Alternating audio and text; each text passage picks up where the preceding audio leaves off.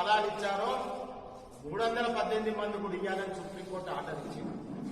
ఏం జరిగింది అసలు విషయం అంటే, అడ్వకేట్ చిక్కుడు ప్రభాకర్ గారు ఆనాడు ఉన్నటువంటి కార్మిక నాయకులు 6 వీళ్ళందరూ కలిసి, మేము ప్రభుత్వం కోరింది ఆ రోజు ఒకటే, కలెక్టర్ ఆఫీస్ కోసం 6 ఎకరాలు 20 గుంటలు ఇవ్వండి, మీకు ప్రత్యామ్నాయం చూపిస్తామని చెప్పడం జరిగింది.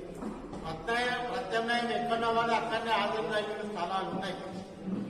కానీ ఆ రోజు ఏం గోల్మాల్ జరిగిందో ఏం జరిగిందో ఇదే కార్మిక నాయకులు, ఇదే చిక్కుడు ప్రభాకరు వీళ్ళందరూ కలిసి కుడా స్థలాలు ఎక్కడైతే ఉన్నాయో ఆ కుడా స్థలాలలో అక్కర్రాంది ఆ యొక్క మడిపెల్లిలో అక్కడ ఎక్కడ కూడా ఇన్ఫ్రాస్ట్రక్చర్ డెవలప్మెంట్ కాలేదు, ఎలక్ట్రిసిటీ కాలేదు. ఇక్కడ కోటాడలో ఇన్ఫ్రాస్ట్రక్చర్ ఇవ్వాలి, ఇండ్లు ఇవ్వాలి, అదేవిధంగా ఎలక్ట్రిసిటీ ఇవ్వాలి, అదేవిధంగా బస్ షెల్టర్స్ ఇవ్వాలి, స్కూల్స్ ఇవ్వాలి. అవన్నీ అనుగుణంగా కన్నా వీళ్ళకి ఇవ్వాలి ఇచ్చింది. కానీ వీళ్ళు ఏదైతే మాకు ఆదంగా ఈ బిల్లు కలెక్టర్ ఆఫీస్ పోంగా మిగిలిన స్థలంలోనే ఎంతో స్థలంత మాకు కేటాయించమని ఆ రోజు వీళ్ళు డిమాండ్ చేసింది. ఆ రోజు చిక్కుడు ప్రభాకర్ వీడియో కాల్లో మాట్లాడుతూ కూడా వీళ్ళు డిమాండ్ చేసినటువంటి వీడియో కూడా మీకు ఉంది.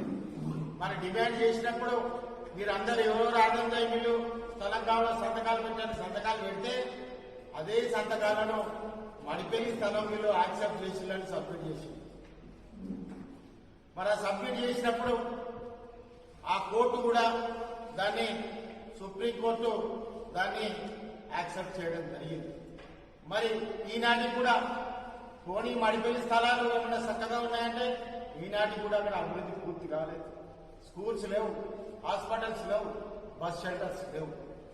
అందుకోసమనే ఈరోజు ఆజాంగా ఈ బిల్లు కార్మికుల పక్షాన మా సీనన్న గాని, యశోద గారు గాని, సాంబయ్య గారు గాని, సంజీవ్ గారు గాని, రామకృష్ణ గారు గాని మిగతా కార్మిక లోకమంతా ఒకటే డిమాండ్ చేస్తున్నారు. ఆజాంగా ఈ బిల్లు కార్మిక భవనం ఆధారాలతో సహా ఇవాళ పత్రికా సమాజానికి ముందు పెడుతున్నాం.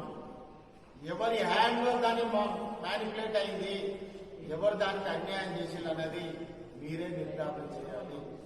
రెండవది, కార్మికులకు ఏదైతే సుప్రీంకోర్టు సర్వే నంబర్లతో సహా ఇచ్చి ఈ స్థలాన్ని కేటాయించమని ఇచ్చిందో ఆ స్థలాన్ని కేటాయించాలనేది కార్మికుల డిమాండ్, నా డిమాండ్ కూడా.